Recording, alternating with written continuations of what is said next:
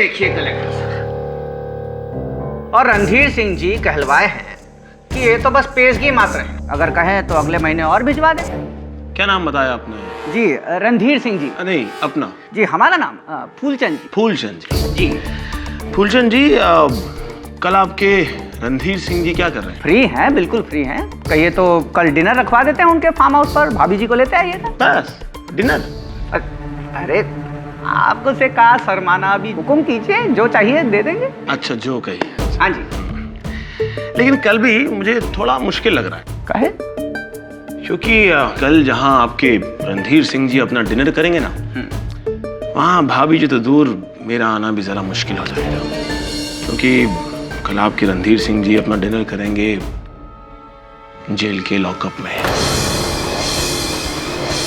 अब आप यहाँ से खुद जाएंगे या मैं आपको बाहर तक छोड़ने चलूं? देखिए बाबू साहब। हाँ, अपने रणधीर सिंह जी से कहिएगा, उनकी इस हरकत के लिए मैंने अगर उनके हाथों में हथकड़ियां नहीं पहनवा दी तो मैं भी गजरौला का डिप्टी कलेक्टर नहीं।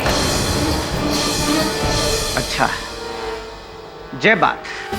तो एक ठो बात आप भी हमारा सुन लीजिए, अगर रणधीर सिंह जी भी आपको आपका असली औकात न दिखा दिए ना, तो वो भी गजरौला में अब तक के सबसे बड़े लकड़ी के ठेकेदार हैं। धमकी दे रहे हो आपको और आपके रणधीर सिंह जी को? धमकी बहुत बहुत खड़े हो, भारी पड़ेगी। निकलो यहां से। देख रहे, बता दे हम तुमको। कन्या, वो चाय रहने देना, हमारे मेहमान थोड़ा जल्दी में थे। कन्या, कन्या। अरे माँ, आपने सुकन्या को देखा है क्या कहीं? अरे गई होगी कहीं, आज तक मुझे कभी बताया उसने? बहुत सर पे चढ़ा के रखा है तूने उसे। देखना, एक दिन बहुत पछताएगा तू। आप आराम करो, वो यहीं कहीं चली गई होगी। क्या बताए रणधीर सिंह जी, सरासर अपमान हुआ है हमारा। नोटों से भरा हुआ बैग मुंह पर देकर मारा है हमारे, और धक्का देकर निकाला है घर से बाहर। 2 कौड़ी का सरकारी नौकर। हम कह रहे हैं आपको, वो जंगल का टेंडर भूल जाइए आप, नया मिलने वाला आपको इस साल। और हेलो हेलो, काट दिए। कुछ कसूर ना है, फिर भी हमें पीछे बस।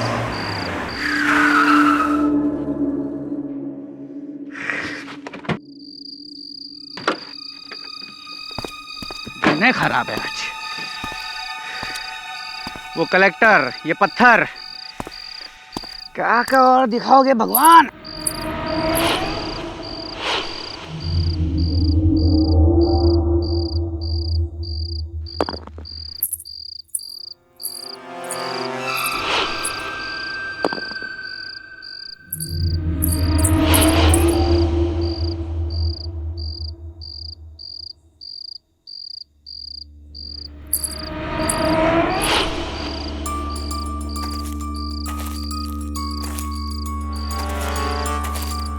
अरे कौन है? अरे क्या खुफियापंती कर रहे हो? अरे कौन है, कोई बताएगा?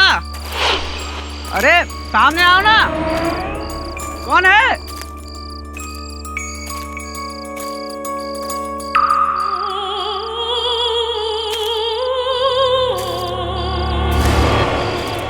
अरे कौन है?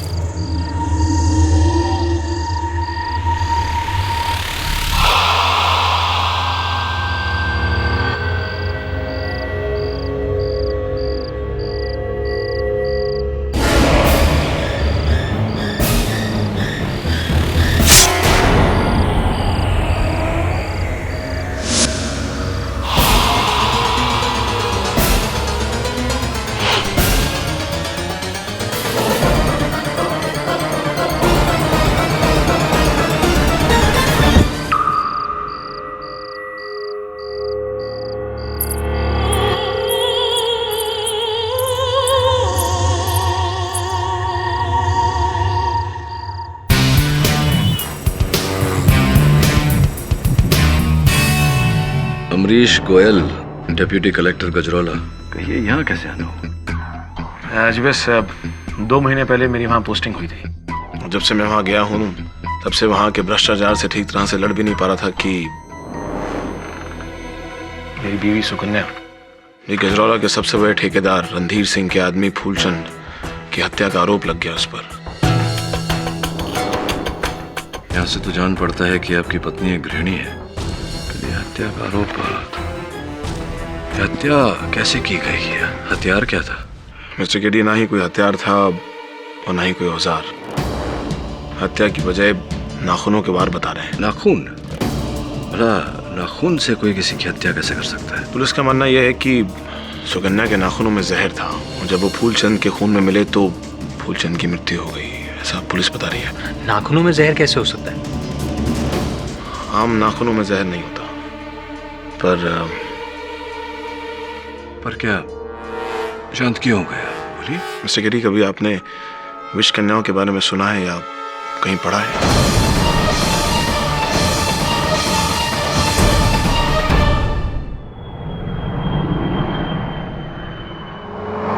विष कन्याओं के बारे में एक बहुत पुरातन कहानी है। कहा जाता है कि मौर्य राज्य में कन्याओं को बाल अवस्था से ही विष पिलाकर बड़ा किया जाता था ताकि वो छू कर ही शत्रु की हत्या कर सके। You mean female assassin? हाँ, ऐसा कह सकता है तू। राजा लोग अपने दरबार में उन्हें रखते हैं और वो महिलाएं अपनी सुंदरता से शत्रु को मंत्र मुग्ध करके उनकी हत्या करती हैं। पर सर, ये मुद्दा आज के ज़माने में फिर से क्यों उठ रहा है? एक IAS ऑफिसर की पत्नी को विष कन्या कहना गवारपन ही नहीं, बेवकूफ़ी है। सुकन्या नाम तो बहुत साधारण सा है। इस साधारण नाम और कहानी के पीछे वास्तविकता क्या है, ये तो गजरौला पहुंच कर ही पता चलेगा।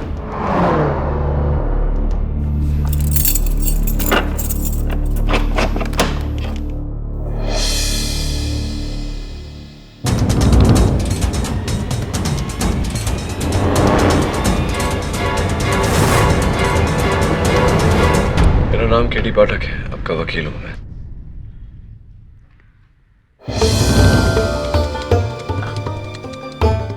केडी साहब, आप मुझे यहाँ से बचा तो लेंगे ना? ये सब लोग मुझ पर बहुत अजीब सा इल्ज़ाम लगा रहे हैं। ये कह रहे हैं कि मैं एक विष कन्या हूँ। विष कन्या? इसकी चिंता आप मत करिए, अदालत इन बातों में नहीं मानता, विशेष रूप से जब इन बातों को कोई आधार ना हो, कोई सबूत ना हो। ये बताइए कि हत्या की रात आप कहाँ गई थी? आपके पति का कहना है आप घर पर नहीं थी। जी, वो हमारे घर के पीछे जो जंगल का रास्ता है, मैं वहीं गई थी तुलसी के पत्ते लाने के लिए।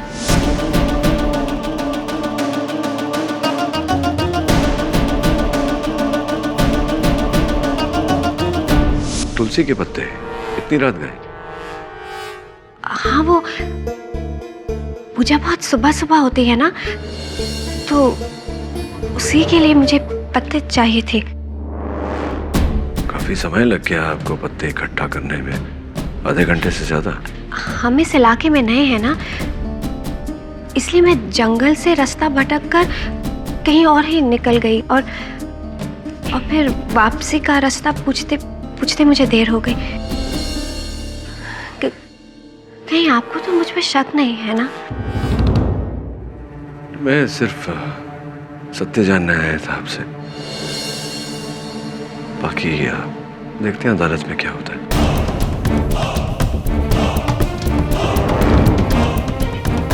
2 महीने की शादी और फिर ये बर्बादी। सुनकर बहुत अफसोस हुआ। विष कन्या।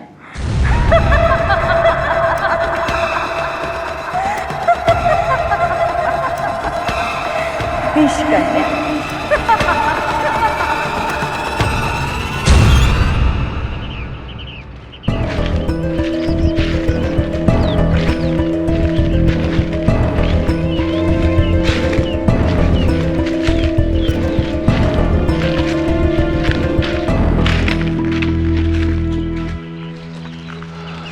हवलदार साहब, यही वो जगह है जहाँ फूलचंद की लाश मिली।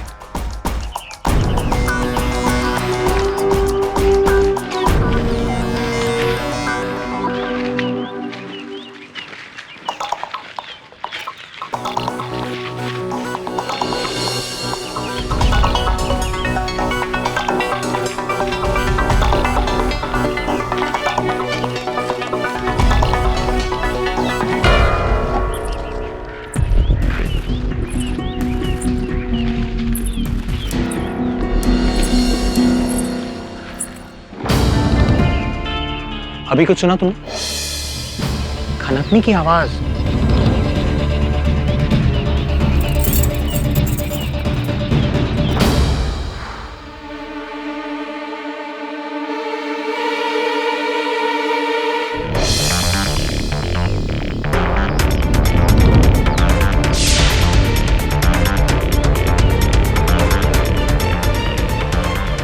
Super glue.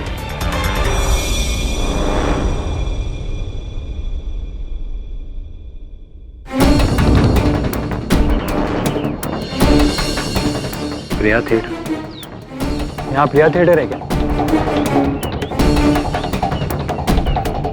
जिस दिन फूलचंद की मौत हुई उसी शाम का टिकट है। कोई ये फिल्म देखकर यहाँ से गुजरा था। प्रिया थिएटर पास में ही है क्या? हवलदार साहब बोलते बहुत हैं।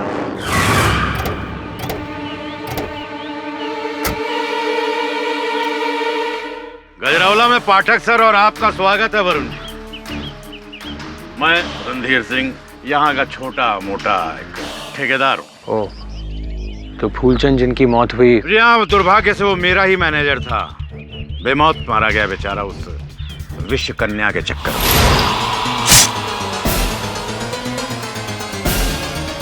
ये विश्व कन्या वाली बात समझ में नहीं आई। कल जब अदालत में प्रोसिक्यूशन की दलीलें होंगी तब समझ लीजिएगा। फिलहाल तो मैं आपको ये बता देना चाहता हूँ कि वो लड़की तो केवल हथियार है, असली हत्यारा तो उसका पति है, जिसने मेरे आदमी के पीछे भेजा था अपनी पत्नी को उसे मारने के लिए। आपका वो डिप्टी कलेक्टर अमरीश गोयल। देखने में बहुत सीधा साधा है वो, पर असल में वो टेढ़ा आदमी है। मैं आपको ये चेतावनी देना चाहता हूँ कि आप उससे बच के रहिएगा। अभी चलता हूँ। और हाँ, जाते जाते एक मशवरा और देना चाहूंगा। वापस लौट जाइए मुंबई, वरना उस पति पत्नी के लपेटे में आ जाएंगे आप लोग भी।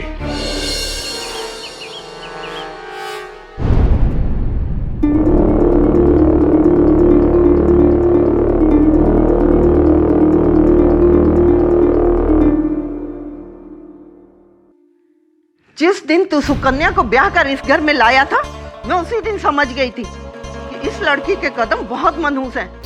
अरे कितना कहा था कि उर्वशी से शादी कर ले, पर तूने मेरी एक नहीं सुनी। ये जानते हुए भी कि उसका अतीत कितना बुरा है, फिर भी तू बहू बना कर ले आया। माँ, आप समझती क्यों नहीं हो? सुकन्या अपने अतीत को पूरी तरह भुला चुकी थी। वो पूरी तरह बदल चुकी थी। अरे वो अतीत को भुला चुकी होती तो ये सब क्या है? लोग उसे विषकन्या क्यों कहते हैं? विषकन्या का मतलब समझता है क्या है? जीती जागती जहर की दुकान। माँ माँ माँ माँ, अब उसे ताने वाना देना बंद करो। मैं जानता हूँ कि सुकन्या पूरी तरह निर्दोष है।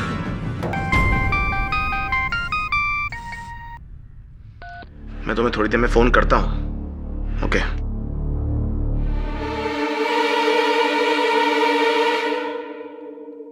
माँ, अब ये वैधई, मेरा मतलब ये सुकन्या के बारे में इस तरह की बातें करना बंद करो।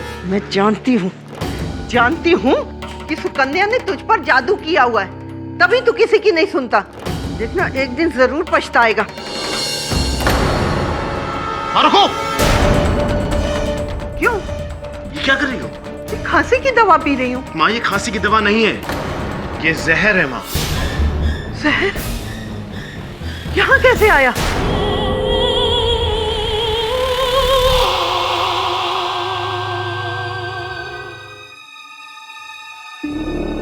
सुकन्या। प्रकाश, तुम? सुकन्या, ये सब क्या हो गया? तुमने ये सब?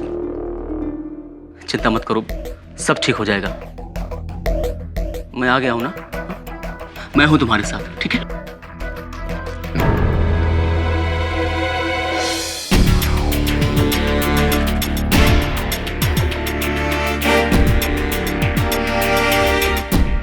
अरे मिस्टर केडी पाठक, सॉरी, मैं शिवचरण शुक्ला।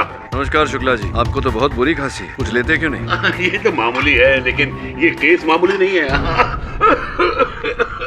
अरे दूर रहो उससे, गलती से छू लिया ना तो यहीं खड़े खड़े मर जाओगी। सुना नहीं, विष कन्या है ये।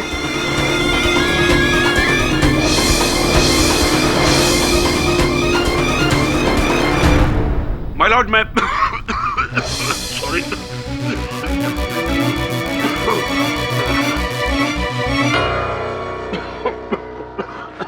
I'm sorry, कमबख्त खांसी। माय लॉर्ड, हम लोग सीधे पॉइंट पर आते हैं। 3 दिसंबर की रात 10:30 बजे कृपालाल फूलचंद जी अपनी गाड़ी में गजराला गांव के जंगलों से गुजर रहे कि अचानक उनकी गाड़ी के सामने एक पत्थर आ गया और वो जैसे उस पत्थर को हटाने के लिए अपनी गाड़ी से बाहर निकले तो ये औरत सुकन्या गोयल उन पर टूट पड़ी और उनके हाथ पर अपने नाखूनों से खरोंच मार दी। ये देख।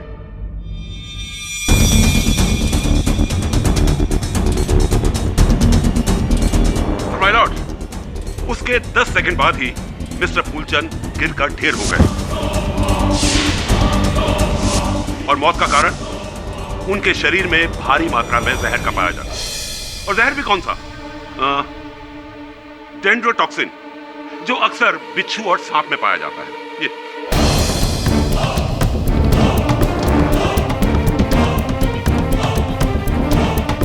और ये जहर मिस्टर फूलचंद के शरीर में प्रवेश हुआ इन्हीं खरोंचों की वजह से। वो देखिए, जहां वो नीले नीले निशान हैं, इससे यह जाहिर होता है कि इनके नाखूनों में जहर था। और ये बात साबित करती है ये डीएनए रिपोर्ट, जिसमें साफ तौर पे लिखा है कि मिस्टर फूलचंद के हाथों में जो खरोंच थी वो इन्हीं के नाखूनों की दी हुई है। इनके नाखूनों में जहर था 100%। होगा जहर इसके नाखून में, ये विष कन्या है, इसीलिए मारा होगा। ऑर्डर, ऑर्डर, बैठ जाइए। योर ऑनर, नाखून से खरोंच, खरोंच में विष और विष के कारण मृत्यु, ये बात मुझे जरा बेतुकी लगी। इस बात की स्पष्टीकरण करने के लिए, इसे स्वयं परखने के लिए मैं अदालत की अनुमति चाहता हूँ। अनुमति है। धन्यवाद योर ऑनर। सुकन्या जी, मैं चाहता हूँ कि आप मेरे हाथ पर खरोंच दें।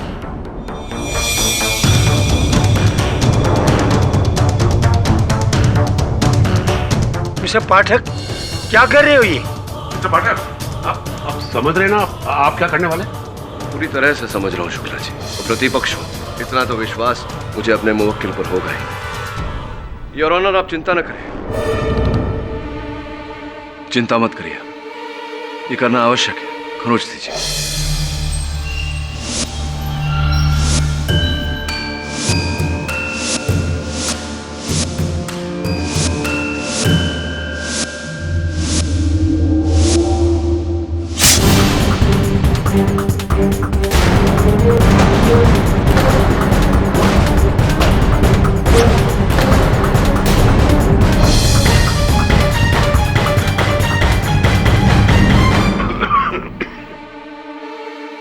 जरा बीतते हुए समय पर ध्यान देंगे शुक्ला जी?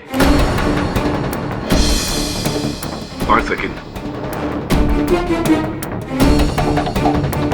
10 सेकंड,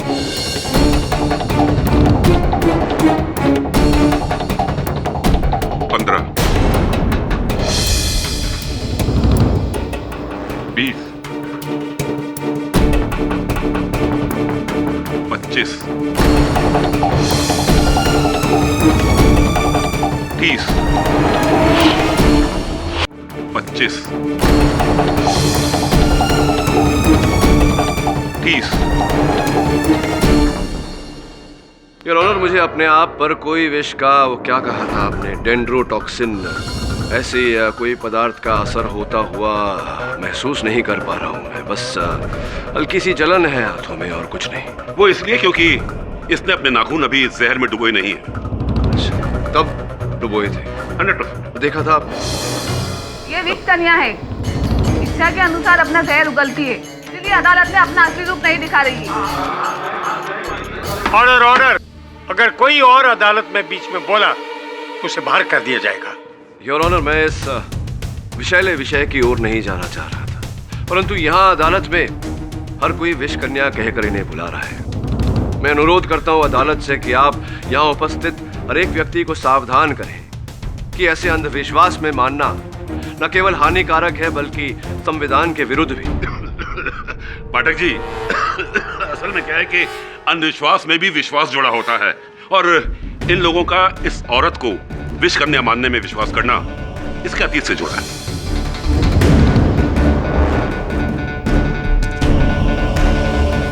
अतीत से आपका अर्थ? ये एक लंबी कहानी है और इसे वही सुना सकता है जिसने इसे करीब से देखा हो। इसीलिए मैं इनके मामा जी को बुलाना चाहता हूँ, श्री बटुकनाथ जी। सुकन्या 6 साल की रही होगी जब इसके माता पिता एक दुर्घटना के शिकार हो गए। तब से मैंने ही इसे पाल पोस के बड़ा किया है, यहाँ से 20 कोस दूर चिरोला गांव में। चिरोला जो सांप और बिच्छू के लिए मशहूर है? हाँ साहब, घना जंगल है वहाँ, आए दिन सांप और बिच्छू के काटने के किस्से। फिर हम सभी गांव वालों ने सांप और बिच्छू के जहर से एक घूंटी बनाई जो अपने बच्चों को दिया करते थे, ताकि उनपे किसी भी सांप और बिच्छू का काटने का कोई असर ना हो। हमने बचपन से ही सुकन्या को घूंटी पिलाई और फिर साहब वही जहर जो दवा के रूप में सुकन्या को दिया जा रहा था, धीरे धीरे उसका शरीर उस जहर का आदी बन गया।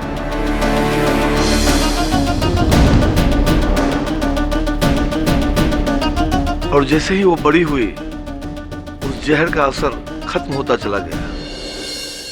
मुझे याद है एक दिन जब वो कॉलेज से लौट रही थी तो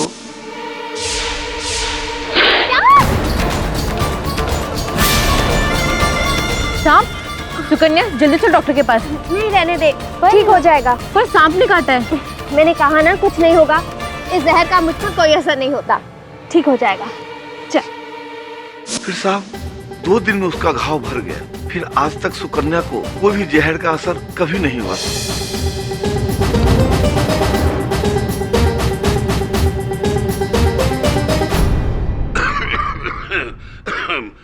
माय लॉर्ड, इस बात को साबित करने के लिए मैं अदालत से दरख्वास्त करूंगा कि एक बिच्छू मंगवाया जाए जो इन्हें डंक मारेगा। शुक्ला जी, मुझे लगता है कि आप पर भी किसी प्रकार के विष का प्रभाव पड़ रहा है। विचित्र बातें क्यों कर रहे हैं? तो पाठक जी फिर इस बात को कैसे साबित करेंगे कि इन पर विष का कोई असर नहीं होता? नहीं, लेकिन इसे साबित करने की आवश्यकता क्या है शुक्ला जी? योर ऑनर, सुकन्या जी की ये अवस्था कोई नई बात नहीं है। विज्ञान में इसे मित्रिदिज्म कहते हैं, जहाँ व्यक्ति नियमित रूप से नियमित समय पर नियमित मात्रा में विष का स्वयं सेवन करता है ताकि बाहरी विष का उसके शरीर पर प्रभाव न पड़े। जू और वाइल्ड लाइफ सैंक्चुरीज में शुक्ला जी अक्सर वहाँ के कर्मचारी इस विधि का प्रयोग करते हैं। मिस्टर शुक्ला, आप हमें और उस बिच्छू को दोनों को बख्श दें। मैं ये सब कुछ अदालत में नहीं होने दूंगा। बटुकनाथ जी, आप मुझे कृपया बताइए कि सुकन्या जी की के अतीत की इस अवस्था का फूलचंद जी के हत्या से उनकी मृत्यु से संबंध क्या है? आप समझ नहीं रहो साहब कि सालों साल इसके शरीर में जहर जाने से इसकी सोच भी जहरीली हो गई और फिर ये गलत लोगों के संगत में रहने लगी। ये मैं क्या सुन रहा हूँ सुकन्या? अरे तू दलवी भाई के साथ काम करती है, पता है तुझे कितना बड़ा गुंडा है वो। ओहो मामा जी, आप तो बेकार में ही परेशान हो रहे हैं। मैं उनके यहाँ सब हिसाब किताब ही तो देखती हूँ और इसके लिए मुझे पैसे भी तो अच्छे मिल जाते हैं और फिर उनके वहाँ काम करने से मुझे कोई परेशान भी नहीं करता। पागल हो गई है तू। तुझे पता है कि वो पैसे के लिए दूसरे की जान भी लेता है और तू उसके साथ काम करेगी? मामा जी आप भी ना। 2 सालों तक सुकन्या दलवी के गिरोह के संगत में रही और उसके इशारे पे चलने लगी।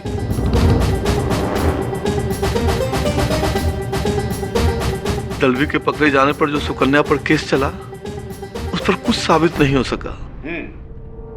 और उन 2 सालों तक दलवी भाई ने कई लोगों को मरवाया। दिलचस्प, अति दिलचस्प। पाठक जी, आज से 1000 साल पहले चंद्रगुप्त मौर्य के जमाने में उनके दरबार में इसी तरह की विष कन्या पाली जाती थी ताकि राजा के एक इशारे पर वो अपने विष से उनके दुश्मनों को बड़ी चालाकी से मार सके। और अब 2012 में गजरौला के तलवी भाई, उनका दरबार, ये लड़की उनके यहाँ उसी तरह से पल रही थी। वो राजा हैं, उनके एक इशारे पे किसी को मार सकती है।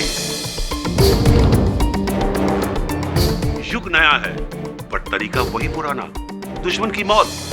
ये क्या कह रहे हैं आप? सुकन्या ऐसी नहीं है। ऑर्डर ऑर्डर, मैं सख्त हिदायत देता हूँ कि आप। जज साहब, मैं कुछ कहना चाहता हूँ। इजाजत है। जज साहब, मैं और सुकन्या बचपन के दोस्त हैं। हम साथ पढ़े, साथ बड़े हुए, और मामा जी ने सुकन्या के बारे में जो कुछ भी कहा वो सब एकदम सच है। सुकन्या पर विष का प्रभाव नहीं होता है और ये किसी गलत संगत में पड़ गई थी। लेकिन फिर जज साहब, इसकी जिंदगी में अमरीश आया और अमरीश के प्यार ने सुकन्या की जिंदगी बदल दी। जी जज साहब, प्रकाश बिल्कुल सही कह रहा है। अमरीश से मिलने के बाद मैंने बुराई का रास्ता छोड़ दिया था और खुद को पूरी तरह बदल लिया। और फिर उसके बाद मैंने इनसे शादी कर ली। आप पूछ सकते हैं मेरे पति से, क्या शादी के बाद मैंने इन्हें शिकायत का कभी भी कोई भी मौका दिया हो? जज साहब, मैं अपनी बीवी सुकन्या का साथ मरते दम तक नहीं छोड़ूंगा, क्योंकि मुझे मेरी बीवी सुकन्या पर पूरा भरोसा है। वो किसी का खून वून नहीं कर सकती। ये लव स्टोरी नहीं है, ये मर्डर स्टोरी है। वैसे इस मर्डर का कारण शायद लव ही है, क्योंकि तुम्हारी पत्नी ने एक ऐसे आदमी को मारा है जिसने तुम्हें धमकी दी थी, और इनके नाखूनों के निशान उसके शरीर पर है। शुक्ला जी, आपके नाखून इस समय कहाँ है? मेरे हाथों में। आपके हाथों में तो सुकन्या जी के नाखून भी उन्हीं के हाथों में होंगे जहाँ रहते हैं। ऐसा तो हो नहीं सकता कि सुकन्या जी कहीं हो और उनके नाखून कहीं और। मतलब ये कि जब फूलचंद जी की मृत्यु हुई उस समय सुकन्या जी वहाँ थी ही नहीं। शुक्ला जी, वहाँ से 6 किलोमीटर दूर गजरौला बाग रोड पर ये थी। लापता हो गई थी, घर से घर जाने का पता पूछ रही थी। 2 व्यक्तियों से इन्होंने पूछा था। सर्वप्रथम योर ऑनर, मानिक राम, जिनकी गजरौला बाग रोड पर पीसीओ की दुकान है, सुकन्या जी स्वयं वहां जाकर उनसे पता पूछ रही थी। 3 दिसंबर की रात 10:30 बजे सुकन्या जी को हमने गजरौला बाग रोड पर देखा था।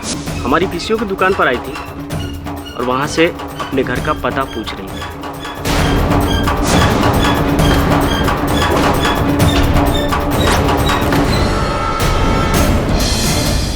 उसके बाद योर ऑनर, कुछ ही दूर आगे बढ़ने के बाद इन्होंने एक रिक्शा वाले बबलू पांडे से अपने घर का पता पूछा। हाँ साहब, चौराहे पे मिली थी ये उस रात हमें। तब हम अपने ऑटो में सो रहे थे। भाई साहब, ये फुले रोड कितनी दूर है? पास ही में है, 2 मिनट की दूरी पर। आप कहे तो छोड़ दो रिक्शा में, मीटर से दे देना। नहीं, मैं चली जाऊंगी, धन्यवाद। जिस वक्त हमने उसे रास्ता दिखाया था उस वक्त तब तकरीबन रात के 10:40 हो रहे थे। धन्यवाद बबलू जी। योर ऑनर, मानिक राम और बबलू पांडे के कथन से यह स्पष्ट होता है कि जिस समय फूलचंद जी की हत्या हुई, सुकन्या जी वहां थी नहीं, गजरौला बाग रोड पर थी, वहां से 6 किलोमीटर दूरी। तो फिर इनके नाखूनों के निशान फूलचंद के शरीर पर कैसे पाए गए? सॉरी, ये डीएनए रिपोर्ट है मिस्टर पाठक, कोई मजाक नहीं है। शुक्ला जी, अगर आपके सबूत में दम है तो मेरे साक्ष्यों को भी नकारा नहीं जा सकता। हाँ, लेकिन एक लड़की एक समय पर 2 जगह कैसे हो सकती है? उचित प्रश्न है और इस प्रश्न का उत्तर ढूंढा जाएगा। किंतु योर ऑनर, जब तक इस प्रश्न का उत्तर ढूंढा जा रहा है, मैं अदालत से निवेदन करता हूं कि मेरे मुवक्किल को हिरासत में ना रखते हुए जामीन पर छोड़ा जाए।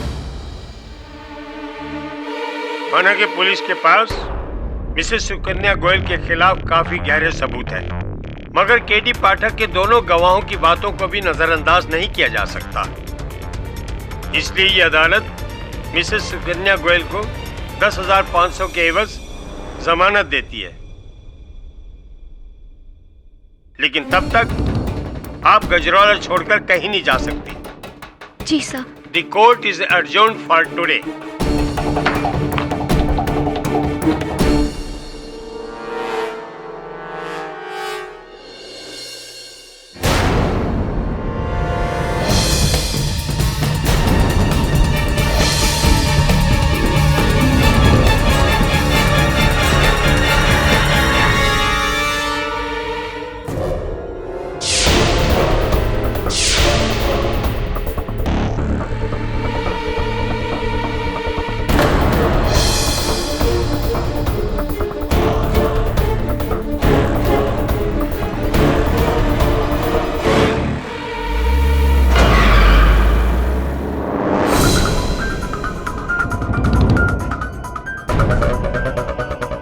नमस्कार पाठक जी।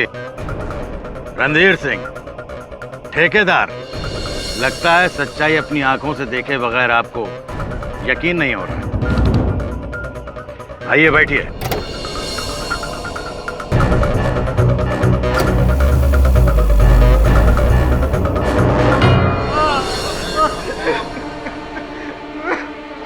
बता।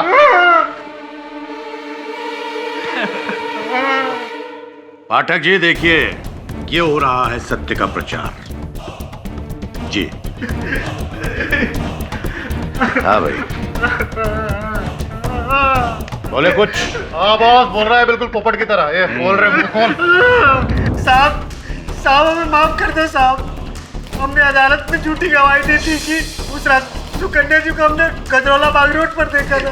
हम तो उन्हें पहली बार देख रहे हैं। ये झूठ कहने के लिए हमें अच्छे पैसे मिले। तुम लोगों को झूठी गवाही देने के लिए पैसे किसने दिए थे? ड्यूटी कलेक्टर अमरीश गोयल, सुकन्या जी के पति। पाठक जी, नई जगह पर नए नए लोगों पर नया नया विश्वास करना ठीक नहीं है। मैं पहले भी आपको सचेत कर चुका हूं। ये दोनों पति पत्नी किसी भी जहरीले सांप बिच्छुओं से कम खतरनाक नहीं है। दोनों मिले हुए हैं। सुकन्या पहले दलवी जी के लिए काम करती थी और अब ये अमरीश गोयल के लिए काम कर रही है। इस विष कन्या ने अपना मालिक बदला है, अपना चोला नहीं बदला है। क्या पाठक जी, आपने भी इस शिकारी को जंगल में अकेला छोड़ रखा शिकार करने के लिए। समझ लीजिए कि अब किसी की खैर नहीं है।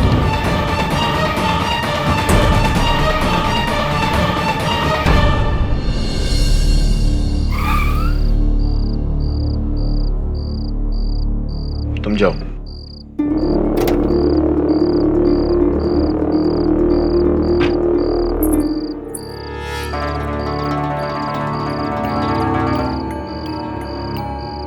हाँ विदाई, बोलो।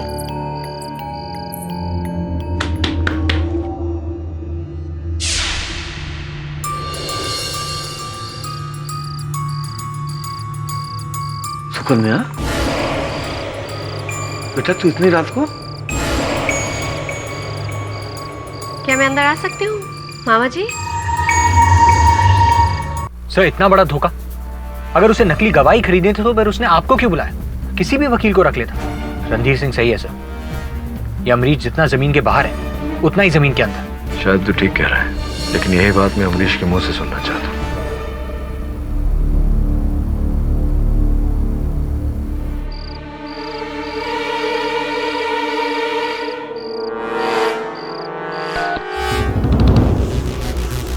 फोन काट दिया।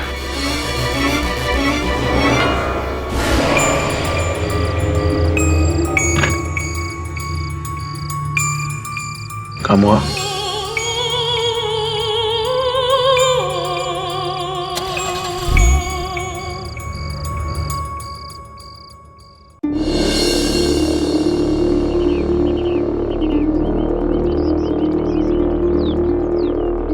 सर, मैं सुकन्या के मामा बटुकनाथ के घर आ गया हूँ। जी, अब उनसे ही सुकन्या और अमरीश के बारे में पता चल सकेगा। मैं फोन करता हूँ।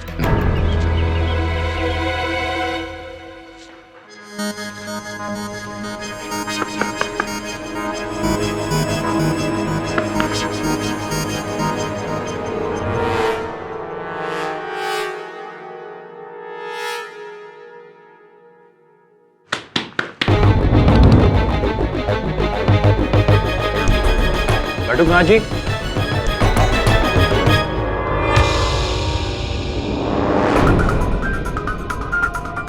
बटुकनाथ जी,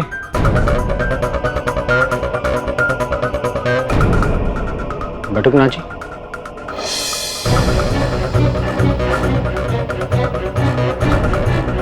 बटुकनाथ जी।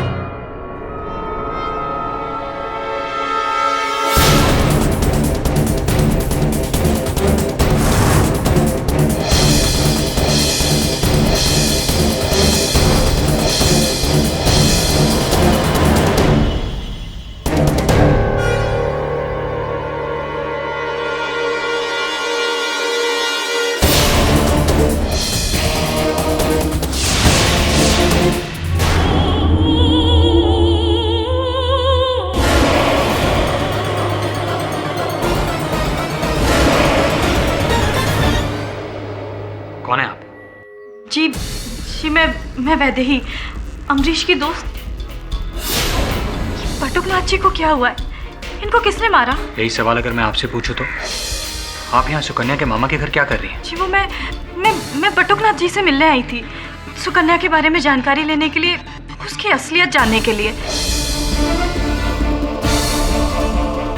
आप इस तरीके से मुझे क्यों देख रहे हैं?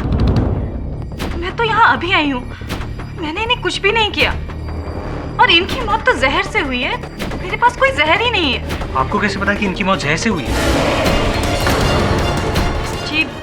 जी वो बस मैंने ऐसे ही सोचा कि सुकन्या ने ही जान ली है अपने मामा की, क्योंकि इन्होंने कोर्ट में उसके खिलाफ गवाही दी थी और इसलिए सुकन्या ने अपने विष से उनकी जान ले ली।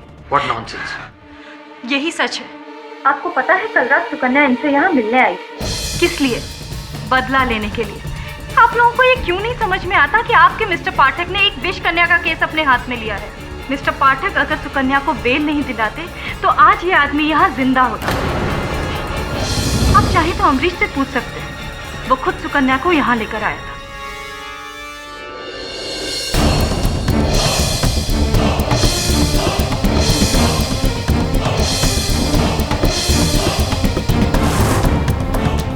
सर मुझे माफ़ कर दिए सर, मुझसे गलती हो गई सर। वो जो दोनों विटनेस मैंने अदालत में बुलाए थे सर, वो दोनों विटनेस झूठे थे सर। झूठ और फरेब की अपेक्षा मुझे अपने प्रतिद्वंदियों से होती है। अमरीश मेरे अपने मुवक्किल से नहीं, आपने जो दो झूठे गवाह अदालत में प्रस्तुत किए, उनके कथन के आधार पर मैंने आपकी पत्नी को जामीन दिलवाया। अमरीश जी, झूठ के पैरों पर कोई अधिक समय तक खड़ा नहीं हो सकता।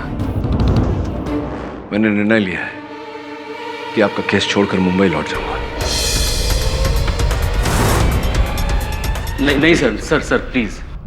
अमरीश ने अपनी जिंदगी में कभी कोई बुरा काम नहीं किया है, ना कभी रिश्वत ली, ना कभी घूस दिया सर।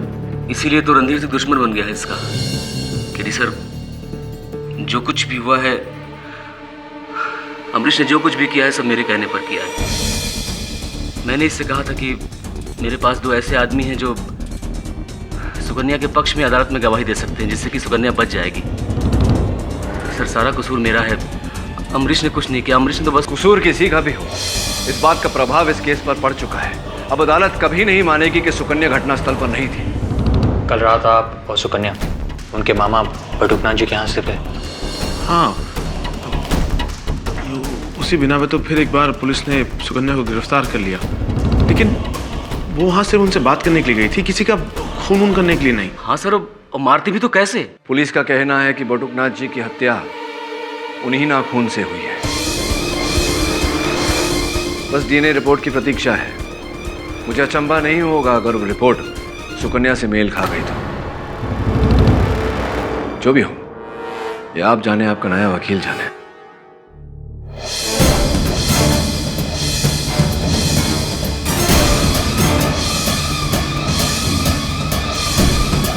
वरुण, ये झुमका? सर झुमका तो उसी झुमके का जोड़ीदार है जो मुझे बटुकनाथ जी के घर पर मिला था। ये सुकन्या जी का झुमका है? नहीं सर, ये सुकन्या का नहीं, बल्कि ये तो मेरी माँ का झुमका है। अरे ये झुमका बटुकनाथ जी के यहाँ क्या कर रहा था? प्रश्न ये नहीं है कि ये झुमका बटुकनाथ जी के यहाँ कैसे पहुंचा, प्रश्न ये है कि आपकी माता जी वहां क्या कर रही। माता जी, आप कल बटुकनाथ जी के घर गई थी? नहीं बेटा। आप भी झूठ बोल रही हैं। लगता है मुझे कुछ समय तक और यहां रहकर इस केस से जुड़े रहना पड़ेगा। Mister Pathak ji, all the best. धन्यवाद। आपकी पहचान?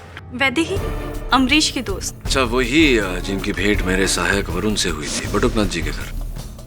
जी हाँ, एक्चुअली उसी सिलसिले में मुझे आपसे बात करनी थी, बेहद जरूरी बात। वार्तालाप तो मुझे भी आपसे करनी है, करते हैं ना अदालत में। आइए। मिस्टर केडी पाठक जो कह रहे हैं वो सच है मिलन। पिछली बार अदालत में मैंने जो दोनों गवाह बुलवाए थे, मानिक राम पीसीओ वाला और बबलू रिक्शा वाला, वो दोनों के दोनों गवाह झूठे थे। मैंने उन्हें कुछ पैसे वैसे देकर झूठी गवाही दिलवा दी थी। सच बात तो यह है मिलॉर्ड कि उस रात गजौला रोड पर मेरी बीवी सुकन्या को किसी ने देखा ही नहीं। मिस्टर अमरीश, आप एक जिम्मेदार सरकारी ऑफिसर होकर इस तरह की धोखाधड़ी कर रहे हैं। I am really sorry milord. इसकी जो भी सजा आप देना चाहें। सजा तो आपको मिलेगी मिस्टर अमरीश, लेकिन आपको उतनी नहीं जितनी आपकी पत्नी सुकन्या को। माय लॉर्ड, इन्होंने अदालत में झूठे गवाह पेश करके अपनी पत्नी को बेल पर छुड़वाया। उसके बाद इन दोनों पति पत्नी ने क्या किया? ये दोनों इनके मामा बटुकलाल के गांव गए, उनके घर गए। वहां जाके इन्होंने फिर विष कन्या का रूप धारण कर लिया। ऑब्जेक्शन योर ऑनर, विष कन्या जैसा कुछ होता ही नहीं। एक मिनट। ये तो फिर क्यों बटुकनाथ के शरीर पर भी सुकन्या के नाखूनों के निशान मिले? क्यों इनके खरोच मिले वहां पर, जिनमें वही जहर भरा था? वो जहर जो सांप और बिच्छू में पाया जाता है। माय लॉर्ड, ये किसी साधारण औरत की बात नहीं है, ये किसी आम स्त्री की कहानी नहीं है, ये 100% विष कन्या की बात है, उसी का हमला है। मिस्टर शुक्ला, आप ये क्या कह रहे हैं? विष कन्या? ये अदालत इन बातों पर कतई भरोसा नहीं करती। लेकिन भारतीय सभ्यता को तो मानती है, इतिहास को तो मानती है। ये इसमें साफ लिखा है कि साल 340 बीसी में चंद्रगुप्त मौर्य के राज्य में गुरु चाणक्य ने कुछ ऐसी विष कन्याओं को तैयार किया था जो राजाओं के दुश्मनों से बदला ले सके। उनकी खासियत थी उनके जहरीले पंजे, ऐसे पंजे जो फौरन किसी दुश्मन का नाश कर देते थे।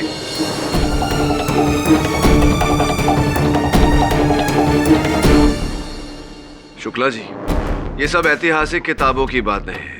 इन घटनाओं के घटित होने का कोई प्रमाण नहीं। धार्मिक किताबों को तो आप प्रमाण मानेंगे ना, जिनमें विष कन्या के बारे में लिखा गया है। ये कल की पुराण, इसमें सिर्फ विष कन्या के बारे में लिखा ही नहीं गया, बल्कि गंधर्व चित्रग्रीवा की पत्नी, जो कि खुद एक विष कन्या थी, जिसका नाम सुलोचना था, उसके बारे में विस्तार से लिखा है कि कैसे वो अपनी नजरों से सामने वाले को मार देती थी। नजरों से माय लॉर्ड, आई कांटेक्ट।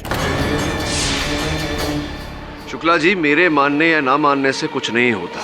कुल मिला के बात यह है कि भारत का संविधान विष कन्या, टायन, नागिन इत्यादि इत्यादि इन बातों में नहीं मानता। क्या अभी आप कहेंगे कि ये प्रमाण काफी नहीं है? योर ऑनर, कुछ समय पहले मैंने एक केस लड़ा था जिस पर मेरी मुवक्किल एक महिला पर नागिन होने का आरोप लगाया गया था। मैंने ये प्रमाणित किया था कि वो नागिन नहीं, ये भी प्रमाणित किया था कि किसी महिला का नागिन होने का कोई अस्तित्व नहीं, कोई प्रमाण नहीं। लेकिन विष कन्या 100% है। बट आप ही बताइए कि एक औरत के नाखूनों में वो जहर कहां से आया जिसने बटुकनाथ को मौत दी? दुर्भाग्यवश इस समय आपके इस प्रश्न का मेरे पास कोई उत्तर नहीं, किंतु कुछ प्रश्न हैं जिनके द्वारा मैं आपके इस प्रश्न के उत्तर तक पहुंच सकता हूं। हाँ, 100% पूछिए। नहीं, आपसे नहीं, मेरी अगली गवाह से मिस वैदेही को कटघरे में बुलाने की अनुमति चाहता हूं। वैदेही जी, मेरे सहयोगी ने आपको वहां बटुकनाथ जी के घर पर देखा था। क्या कर रही थी आप? जी, मैं बटुकनाथ जी से सुकन्या के बारे में पूछताछ करने गई थी कि क्या वो वाकई में एक विष कन्या है या नहीं।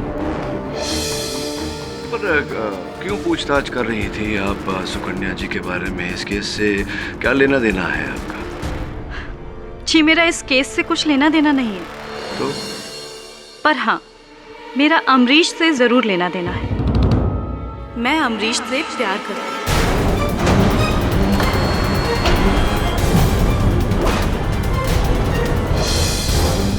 और चाहती हूँ कि सुकन्या की सच्चाई जितनी जल्द से जल्द दुनिया वालों के सामने आ जाए, उतना ही अच्छा अमरीश के लिए होगा और मेरे लिए। सुकन्या का मेरे रास्ते से हटना मेरा रास्ता साफ करता है। क्या बात है, दाद देनी चाहिए आपकी इस बहादुरी की। आभार मानते हैं हम आपका कि बिना प्रश्न पूछे, बिना किसी दबाव के आपने न केवल अपना परिचय हमें दे दिया, बल्कि आपने अपनी मंशा और उद्देश्य दोनों हमें बता दिया।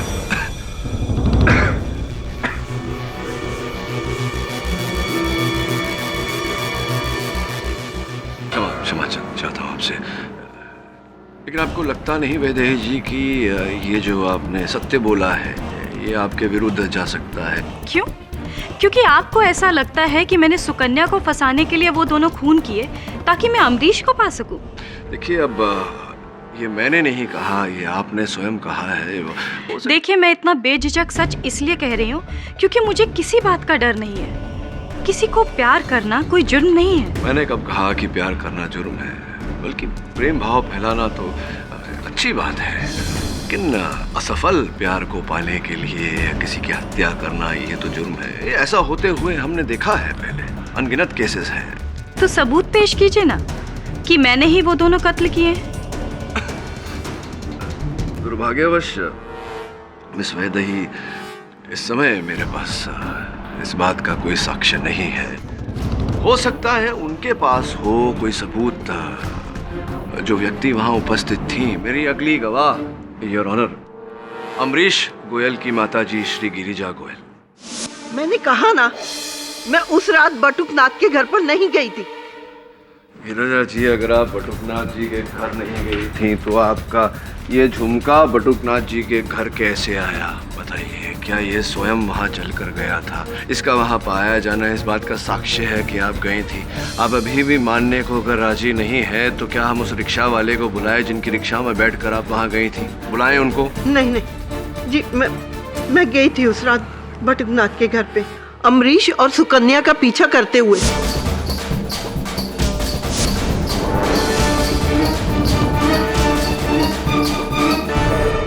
गई क्यों थी? आपके वहां जाने का उद्देश्य क्या था, बताइए। क्योंकि मुझे लगता था कि मेरी बहू सुकन्या मुझसे कोई राज छुपा रही है, इसलिए मैं उसके और उसके मामा की बातें सुनने वहां चली गई। पर मैंने तो सुना ही नहीं, वो देखा जो देखकर आज तक मेरी रूह कांपती है। मैं जब चोरी छुपे पीछे के दरवाजे से उस घर में घुसी। मामा जी, आपने कोर्ट में वो सब कह दिया जो आपको नहीं कहना चाहिए था। मेरे अतीत की कहानी। बेटा, वैसे कोई झूठ तो कुछ नहीं बोला मैंने। अच्छा सुनिए, अब आगे से आप ऐसा कुछ मत कहिए जिससे मैं और भी बड़ी मुसीबत में फंस जाऊं। मैं समझा नहीं बेटा। देखिए, आप वहाँ पर दलवी की मौत किस तरह हुई, कैसे हुई, ये सब मत कहिएगा। हाथ जोड़ती हूँ मैं आपके सामने। किसी को कुछ नहीं बताऊंगा। पक्का? हाँ बेटा, पक्का। किसी को कुछ नहीं बताऊंगा कि दलवी भाई का मौत कैसे हुआ। धन्यवाद मामा जी।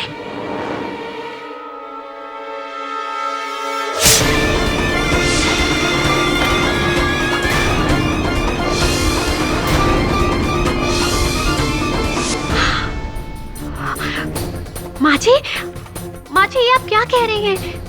मैंने अपने मामा जी को मार डाला। मैं एक विश कन्या हूँ। प्लीज माँ जी, मैं आपके सामने हाथ जोड़ती हूँ। आप ये झूठा आरोप मुझ पर क्यों लगा रही हैं? वाह वाह, अब तो घर का भेदी ही लंका ढाने लगा। सास की गवाही 100% नहीं बल्कि 200% साबित करती है कि ये विष कन्या है। Your honour. Mister Shukla. Okay, sorry, मैं इन्हें विष कन्या नहीं बोलता, बल्कि ये तो कह सकता हूँ ना कि इन्होंने अपने नाखूनों को जहर में डुबोया और उन दोनों की जान ले ली। पहले फूलचंद की, उसके बाद अपने मामा बटुकनाथ की, ताकि बटुकनाथ यानी कि इनके मामा कोर्ट में वो राज ना उगल रहे। लेकिन वो राज है क्या? और ये दलवी भाई की मौत का क्या कहानी क्या है?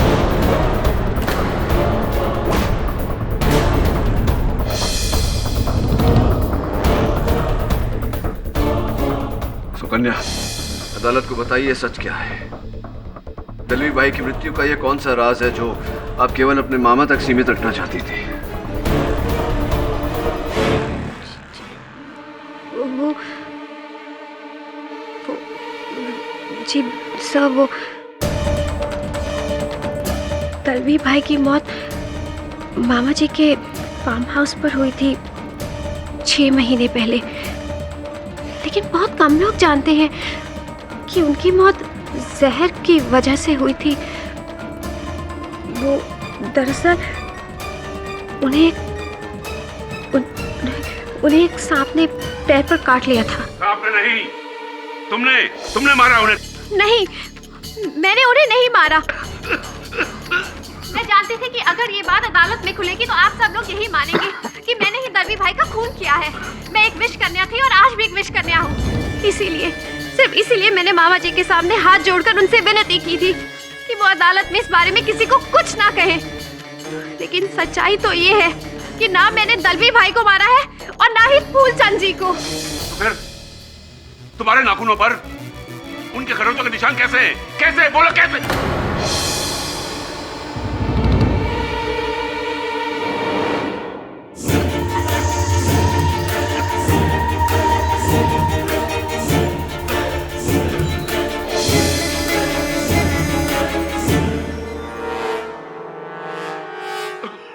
मिस्टर पाठक, अब तो मैंने ये जहर का 100% केस साबित कर दिया है। आप पता नहीं किस अमृत की तलाश में हैं।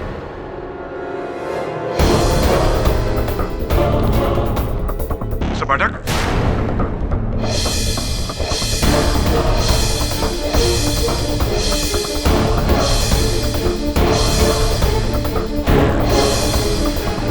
हेलो। गिरिजा जी, सुकन्या जी के वहां से जाने के बाद क्या किया आपने? मैं घबरा कर वहां से चली गई।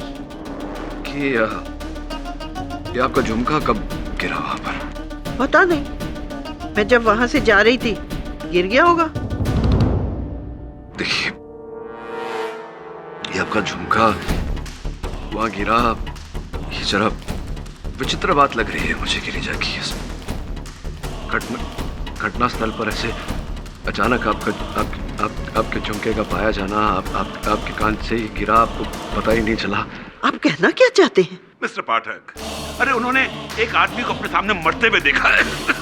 अब ऐसे में उन्हें सुध-बुध कहाँ रही होगी?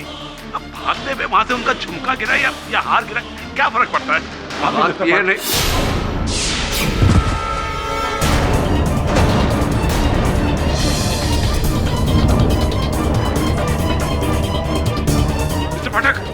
Mister Pathak, are you okay?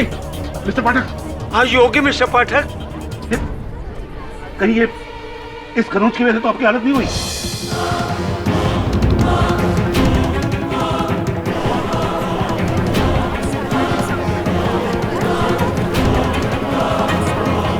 Are you okay?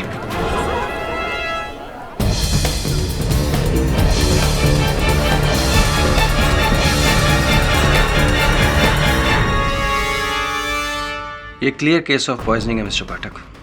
आपके हाथ पर लगी इन खरोंचों के जरिए एक हल्का सा जहर आपके शरीर में फैला है। जहर? जी हाँ, लकीली हमने जल्दी ट्रीट कर लिया, वरना मुश्किल हो जाती। एंड मिस्टर पाठक, ये मैं टेबलेट्स लिख के दे रहा हूँ, इन्हें टाइम पर लेते रहिएगा। I have an important appointment with the doctor. और हाँ, शाम तक अगर आराम ना आए तो मुझे फ़ोन कर दीजिएगा। जी धन्यवाद। Excuse me.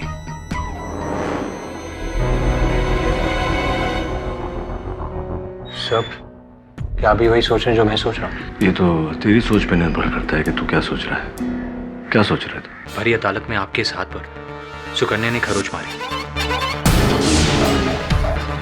और आज उसी खरोच में से जहर का असर। तो तेरे कहने का तात्पर्य है कि सुकन्या विष कन्या है? नहीं सब, विष कन्या नहीं, पर क्या? अदालत में आते आते कितने लोगों से हाथ मिलाया मैंने। हो सकता है उनमें से किसी ने जहर लगा दिया हो। और वो लड़की का नाम क्या है? वैदेही। उसका भी तो कुछ जुड़ाव है इस केस के साथ, उससे भी मैंने हाथ मिलाया, तो हो सकता है उसने विष लगाया हो। बस सब पॉसिबल और नॉट? पॉसिबल। संभव है। फिर सुकन्या की छोड़ और इस केस से जुड़े बाकी लोगों पर ध्यान दे, हो सकता है वहां से कुछ निकला है। गिरी सर, मुझे आपसे कुछ बात करनी है। मेरी माँ की गवाही पे भरोसा मत कीजिएगा प्लीज। तो शुरू से ही मेरे और सुकन्या के रिश्ते के एकदम खिलाफ है।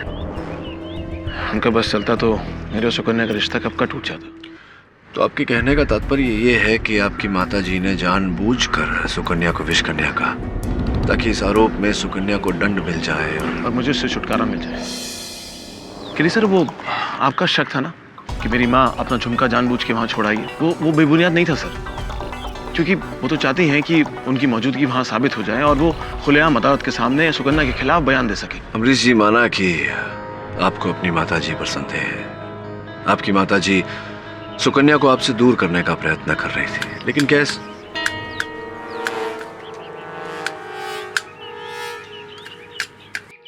क्या इस प्रयत्न के चलते वो फूलचंद और बटुकनाथ की? नहीं सर, ये मेरे कहने का मतलब नहीं था। मेरी माँ इस हद तक नहीं जाएगी कि मुझे सुकन्या से दूर करने के लिए वो किसी का मर्डर खून। नहीं सर। और वैदेही? सर वैदेही एकदम पागल है। मैंने उसे 1000 बार कहा कि मैं उससे प्यार नहीं करता हूँ, और पता नहीं वो अपनी जिद पर अपने प्यार पड़ी रहती है। उसको ये लगता है कि मैं एक ना एक दिन सुकन्या को छोड़कर उसके पास आ जाऊंगा, पर ये उसका भ्रम है सर, मेरा नहीं। अमरीश जी, भ्रम का वास्तविकता में बदलना कोई असंभव बात नहीं। हो सकता है वैदेही ने ऐसा ही किया हो, या अमरीश की माता जी ने। ये भी संभावना है। Amrish ji, thank you for coming. Thank you for meeting sir. Thank you Varun.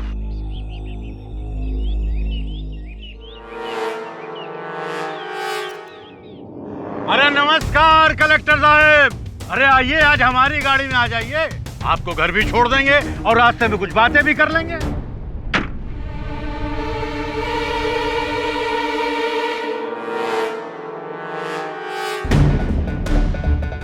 Randhir Singh ji, मुझे आपकी लिफ्ट की जरूरत नहीं है, मेरे पास अपनी सरकारी गाड़ी है। अरे साहब, जो गलती आप पहले कर चुके हैं उसे आप दोबारा करना चाहते हैं? क्या मतलब? मतलब ये कि अगर आपने पहले ही मुझसे दोस्ती का हाथ मिला लिया होता तो ना आपको फूलचंद को धमकाना पड़ता, ना वो बेचारा मारा जाता, और ना ही भाभी जी को जेल जाना पड़ता। मुझे तो ऐसा लगता है जैसे आपने ही फूलचंद का खून किया है, और फिर मेरी बीवी सुकन्या को फंसाकर आप मुझे बर्बाद करना चाहते हैं। अरे कैसी बातें करते हैं साहब, हम तो आपके शुभचिंतक हैं। और फिर अगर हम आपको बर्बाद करेंगे तो फिर आपको आबाद भी तो कर सकते हैं। बस एक बार आप इस साल के सारे लकड़ी के ठेके हमको दिलवा दो साहब। केडी पाठक क्या चीज है? अपनी पहुंच से हम भाभी जी को 2 दिन के भीतर जेल से बाहर ले आएंगे। रणधीर सिंह, तुम और तुम्हारी ये घटिया सोच दोनों भाड़ में जाओ। अरे क्या हुआ कलेक्टर साहब, भाभी जी को आजाद नहीं कराना चाहते? कुछ चक्कर तो नहीं चल रहा है? कलेक्टर बाबू, बहुत ही कंफ्यूजिंग केस है सर। हम चाहे किसी पर भी उंगली उठाएं, सारी उंगलियां सुकन्या की तरफ ही इशारा करती हैं। उंगलियां नहीं, नाखून वरुण। इस केस में सर्वोच्च प्रश्न ये है कि अगर सुकन्या निर्दोष है तो उसके नाखून दोषी क्यों है?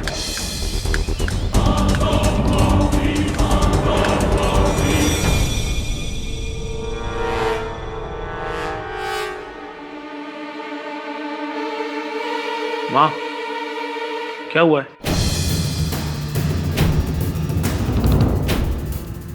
माँ, क्या हुआ, क्या है?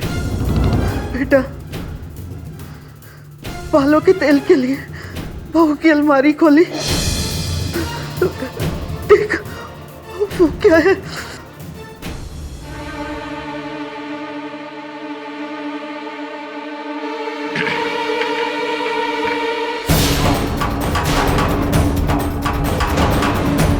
सुकन्या के अलमारी में जहर की बोतल?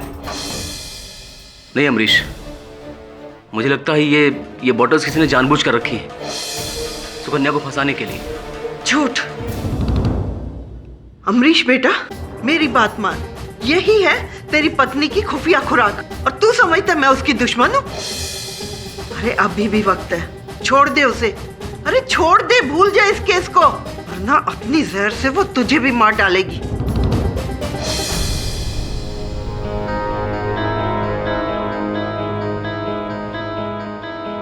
ये बॉटल्स आपने यहाँ पहले कभी नहीं देखी? नहीं, सुकन्या की अलमारी तो हमेशा बंद रहती है। अमरीश, मैं अभी भी कह रहा हूँ, कोई है जो सुकन्या को फंसा रहा है। वो कौन है?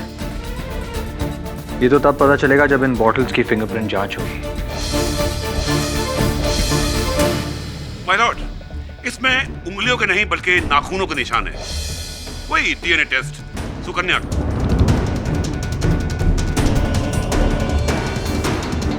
शुक्ला जी, इन्होंने बोतल पकड़ी थी, लेकिन बोतल पर इनकी नाखून के निशान हैं, उंगलियों के निशान नहीं। ये कैसे संभव है? आप अभी भी इसी बात पर अड़े हैं कि सुकन्या बेकसूर है? अरे अब तो इसके जहर का पिटारा भी मिल गया है।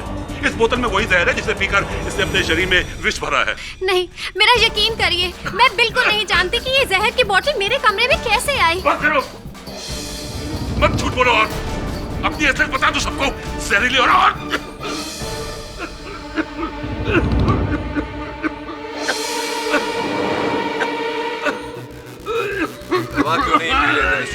एक मिनट मिस्टर पाठक, मुझे किसी के सहारे की जरूरत नहीं है, बल्कि आपको केस के सहारे की जरूरत है।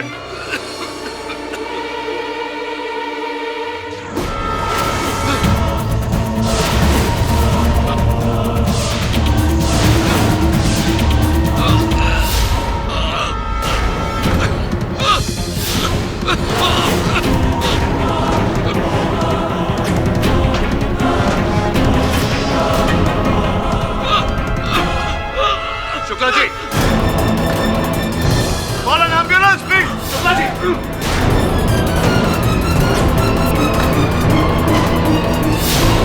Shukla ji, are you okay? Shukla ji. Luckily is out of danger now.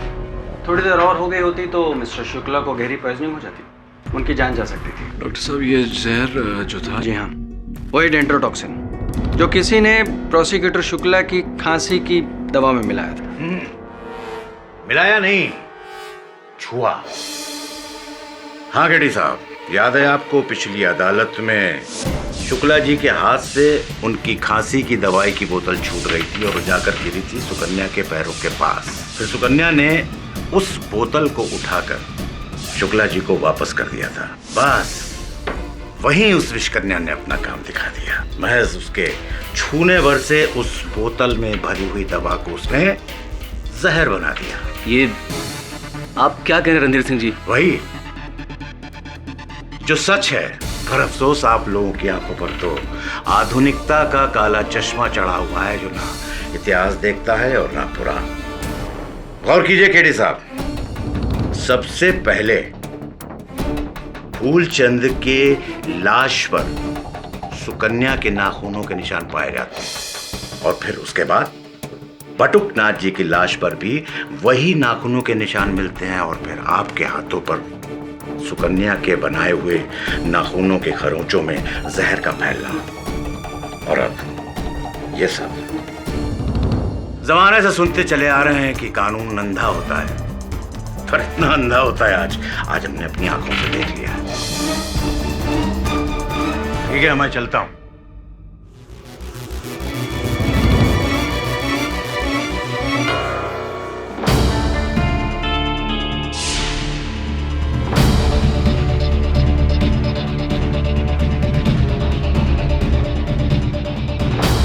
Shukla ji के साथ कोर्ट में जो कुछ भी हुआ, उसके बाद तो आपको भी यही लग रहा होगा ना कि मैं विष कन्या हूं, तो अब मेरा केस लड़ने का क्या फायदा? सुकन्या जी, झूठ नहीं बोलूंगा आपसे। आपका ये केस मेरे हाथ से छूटता जा रहा है। अब आपके पास कोई अंतिम गवाह, कोई सबूत, कोई उपाय, कोई तरीका हो इस केस को जीतने का तो बताइए। हाँ, बस एक उपाय है। बताइए। अगर मैं एक विष कन्या हूं तो मुझ पर कितनी भी मात्रा का जहर कोई भी असर नहीं करेगा। बिच्छू या फिर सांप का काटा हुआ जहर तो बहुत कम होता है। आप मुझ पर एक मेहरबानी करिए, मुझे जहर से भरी हुई शीशी लाकर दे दीजिए। अगर उसे पीने के बाद भी मैं जिंदा रहूं तो फिर हाँ, मेरे शरीर में खून नहीं जहर दौड़ रहा है, फिर हूं मैं विष कन्या। और अगर ये विष पीकर आपकी मृत्यु हो गई तो? प्लीज केडी सर, आप मुझ पर एक आखिरी एहसान कर दीजिए।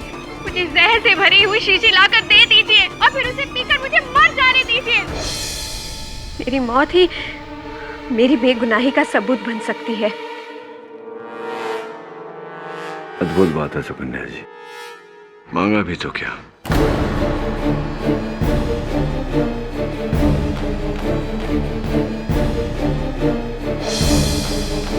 ये क्या है? वही जो आपने अभी अभी मांगा। भारी मात्रा में विष है। पी लीजिए इसे और साबित कर दीजिए कि आप विषकन्या नहीं है।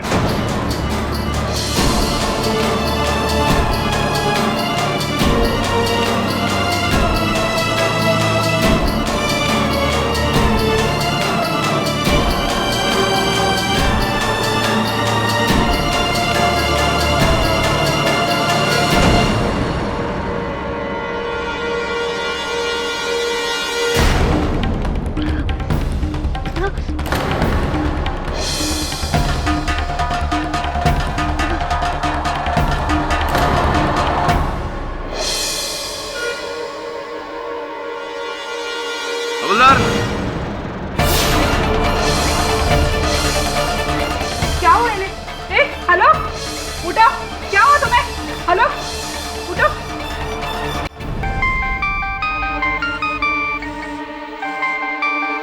हेलो, क्या क्या हुआ सुकन्या को? बोतल पे जहर के निशान। देखो तुम वहीं उसका ख्याल रखना। मैं अभी हॉस्पिटल आ रहा हूँ। क्या अभी माँ सुकन्या ने जहर पी लिया। जिस बात का मुझे डर था ना, वही हुआ। मैं अगर सुकन्या को कुछ हो गया ना, मर जाऊंगा मैं सच्ची।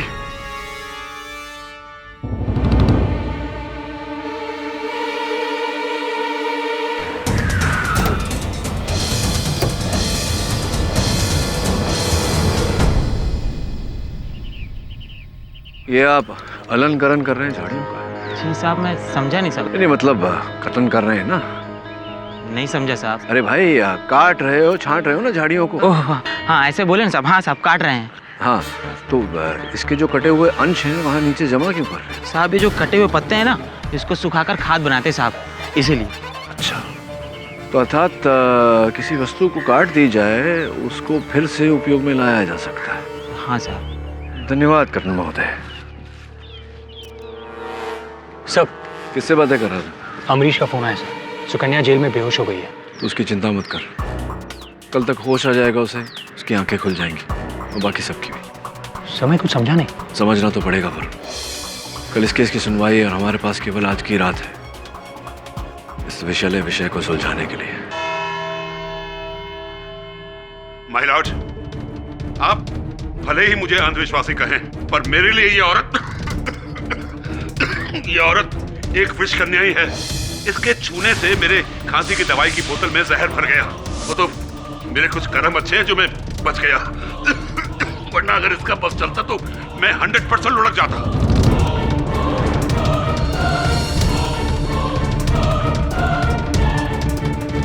मिस्टर पाठक, आप अपने अगले विटनेस को कटघरे में बुला रहे थे? जी your honour, mister Amrish Goyal की माताजी श्रीमती गिरजा गोयल। इजाजत है। गिरजा जी, पिछली सुनवाई में आपने कथन दिया था अदालत में कि आप अपनी बहू और बेटे का पीछा करते करते बटुकनाथ के घर पर पहुंची, जहां आपने अपनी बहू को विषकन्या का रूप लेकर अपने मामा को मारते हुए देखा, उनकी हत्या करते हुए देखा। जी।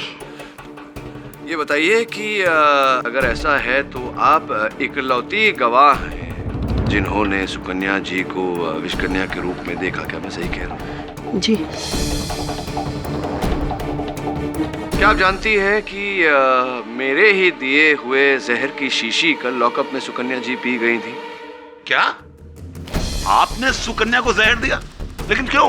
केवल इतना साबित करने के लिए शुक्ला जी कि सुकन्या एक विषकन्या नहीं, एक साधारण महिला है। मैं आपसे कह रहा था। प्लीज एक्सप्लेन मिस्टर पाठक।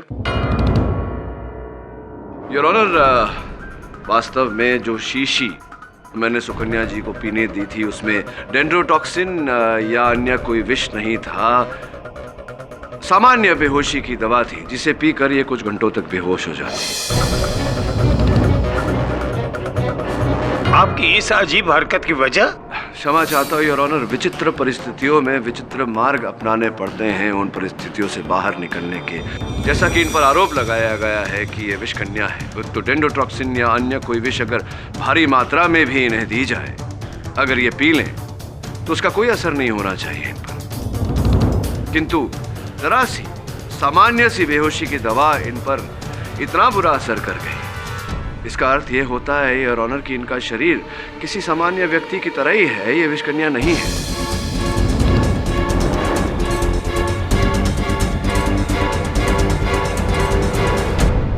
माता जी, आपसे मैं पूछना चाह रहा था कि इन्होंने जो दवा पी उसका असर इन पर तो हुआ ही, किसी और व्यक्ति पर भी इनके दवा पीने का असर हुआ था। आपके बेटे अमरीश पर क्या अवस्था थी अमरीश जी की जब उन्हें पता चला कि उनकी पत्नी सुकन्या ने विष भरा बोतल पी लिया? मैंने अमरीश को इतना ज्यादा टूटा हुआ पहले कभी नहीं देखा। जब उसकी ये हालत देखी तो मुझे एहसास हुआ कि अमरीश की जान तो सुकन्या में अटकी है। उसी की जान लेने के चक्कर में पड़ी हुई थी आप, तभी तो झूठ बोला। मुझे माफ कर दो।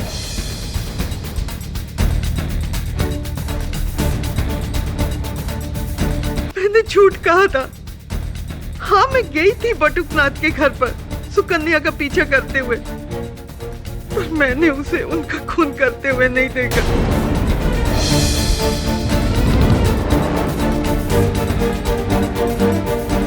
सुकन्या निर्दोष है, मैं इसे फंसाना चाहती थी। तो फिर वो आपका झुमका? हाँ, मैं जानबूझकर वहां छोड़ के आई थी ताकि आप लोग मुझ तक पहुंचे और फिर मैं अदालत में अपनी बहू सुकन्या के खिलाफ बयान दे सकूं। मुझे माफ कर दो बेटी, माफ कर दो। आपके मानने या ना मानने से कुछ नहीं होता। हमारे पास इस बात के सबूत है कि सुकन्या के नाखूनों ने ही फूलचंद और बटुकनाथ की जान ली है। आपकी बात और आपके सबूत दोनों सच्चे हैं शुक्ला जी। सुकन्या जी के नाखून ने ही ये जाने ली है, किंतु उन नाखून से लगी उंगलियां किसी और की थी। नाखून सुकन्या के, उंगलियां किसी और की, कैसे?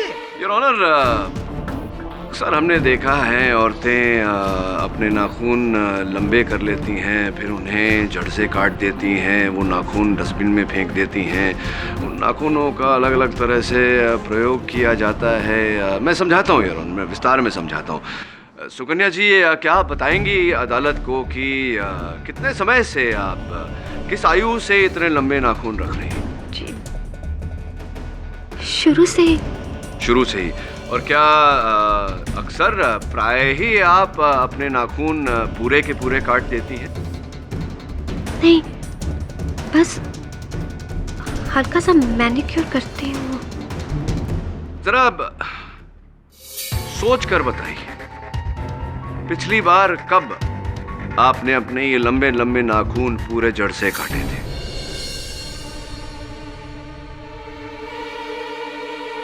हाँ, 3 महीने पहले जब मैं मामा जी के घर गई थी, तब मेरा ये हाथ दरवाजे में आ गया था, जिसकी वजह से मेरी उंगली के 2 नाखून टूट गए। तब मैंने अपने इस हाथ के सारे नाखून काट दिए।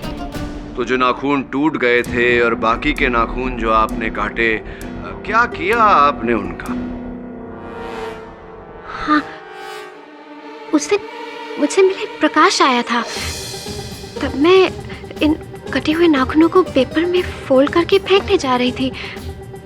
प्रकाश रास्ते में मिल गया, उसने कहा कि वो इन्हें फेंक देगा। तो आपके नाखून कटे हुए टूटे हुए प्रकाश ले गया। अब योर ऑनर, प्रकाश ने उन नाखून के साथ क्या किया, ये मैं उन्हें कटघरे में बुलाकर पूछना चाहूँ। ये कैसी बेतुकी बातें कर रहे हैं आप? जाहिर है कि वो नाखून मैंने ही फेंके होंगे। नहीं फेंके नहीं थे आपने प्रकाश जी, आपने वो नाखून संभाल कर रखे थे अपने पास। कैसी बातें कर रहे हैं आप ये सर? मैं भला उन नाखूनों का क्या करूँगा? नाखून संभाल कर तो रखने ही थे आपको। आपने ये जो षड्यंत्र रचा था, इसका बहुत ही महत्वपूर्ण हिस्सा थे वो नाखून। उन्हीं की सहायता लेकर, उन्हीं की मदद लेकर तो आपको ये हत्याएं करनी थी और सुकन्या को फंसाना था। अब देखिए, कल मैंने अपने सहायक वरुण को आपके घर भेजा और वरुण ने आपके घर से ये डिब्बा बरामद किया। देखिए इस डिब्बे में क्या है। नकली दस्ताना, उस पर लगे हुए असली नाखून, वो भी सुकन्या के।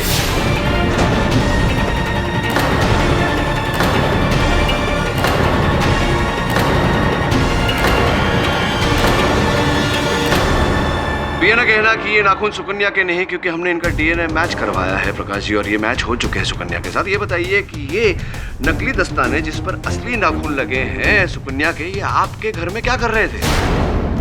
आपके घर से बरामद हुआ है, ये आपके घर पे क्या कर रहा था? आपकी अलमारी के अंदर। आप झूठ बोल रहे हैं, आप मुझे फंसा रहे हैं। मैं आपको फंसा नहीं रहा हूँ, ये आप ही के घर से बरामद हुए हैं, आपकी अलमारी से। अरे ये हो ही नहीं सकता, मेरे घर से मिल ही नहीं सकते हैं। क्यों नहीं हो सकते? ये आपके घर से बरामद मेरे सहायक वरुण ने स्वयं जाकर इन्हें वहाँ से ढूंढा है। मैं कह रहा हूँ सर, वो मेरे घर से मिल ही नहीं सकते, ये नामुमकिन है। कैसे नामुमकिन है? अरे नहीं मिल सकते, क्योंकि वो नाखून तो मेरे ऑफिस के लॉकर में।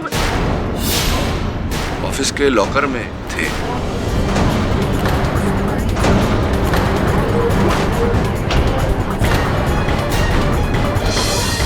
Order order. ऑफिस की लॉकर में थे नहीं और ऑनर, अब भी इन्हीं की ऑफिस की लॉकर में है, क्योंकि ये जो दस्ताने हैं, इन पर जो नाखून लगे हुए हैं, ये नकली हैं। मैंने यूं ही इन्हें बनवाए थे, ये सोचकर कि सुकन्या जिनका नाम लेगी उन्हें मैं कटघरे में बुलाकर यही प्रश्न पूछूंगा। दुर्भाग्यवश आपके लिए और हमारा सौभाग्य है कि आपने हमें बता दिया कि आप ही ने इनके कटे हुए नाखूनों का प्रयोग किया था और उनका प्रयोग करके ये दोनों हत्याएं की थी। अब आगे की भी बात बता देंगे अगर, तो मेरा काम सरल हो जाएगा प्रकाश जी।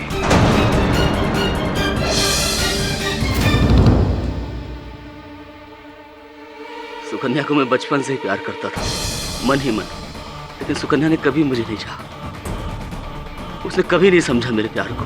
मेरे समझना तो दूर, कभी पहचाना तक नहीं उसने कि मैं उसे कितना प्यार करता हूँ। और उसके बाद उसने अमरीश के साथ शादी कर ली। मेरा दिल टूट गया। उसके बाद सुकन्या के लिए जितना प्यार था मेरे दिल में, सब नफरत में बदल गया। और मैंने सोच लिया कि ऐसा सबक सिखाऊंगा इसे, ऐसा सबक सिखाऊंगा कि लोग मिसाल दे इस बात की। और उसके बाद जब मुझे इसके कटे हुए नाखून मिले तो केडी साहब, मैंने सुकन्या और विश के संबंध को लेकर एक कहानी बनाने की सोची। सुकन्या ने मुझे बताया था कि फूलचंद और अमरीश के बीच में तनाव चल रहा है। बस इसी बात का फायदा उठाया मैंने, और उस रात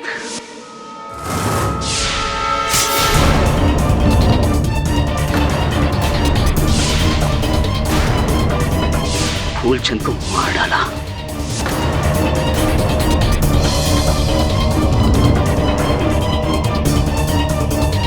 और उसके बाद 2 झूठे गवाहों की बिना पर सुकन्या को बेल दिलवाकर सबके जाने के बाद मैंने तुम्हारे मामा को खत्म कर दिया।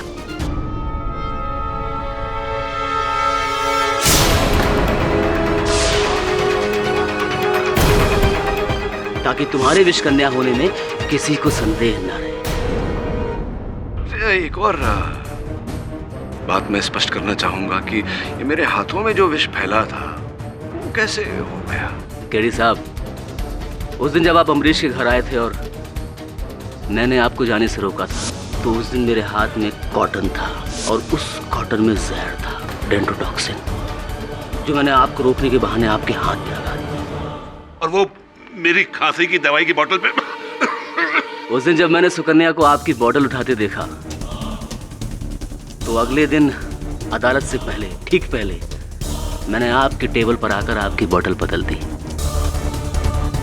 दवा के बदले जहर।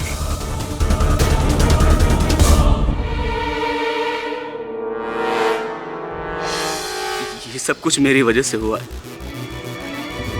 सबका गुनहगार मैं हूं जज साहब। ये सब मैंने किया है सुकन्या से अपने नाकामयाब प्यार का बदला लेने। देखा प्रकाश जी, आपके फैलाए इस विषैले जाल ने आप ही को जकड़ लिया।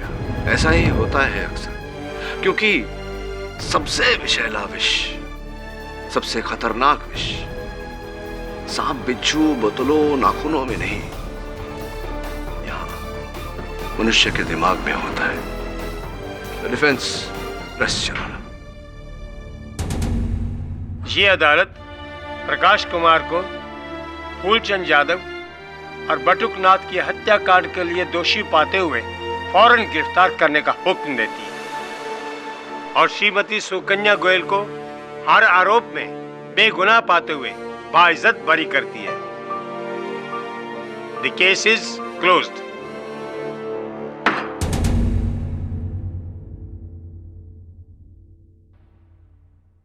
आ गया जाओ। कांग्रेचुलेशंस, आप ये केस जीत गए। मुझे तो लगा था कि आप ये केस हार जाए। सॉरी, एक मिनट। अरे जहर होगा उसमें। नहीं, मजाक कर रहा हूँ जी।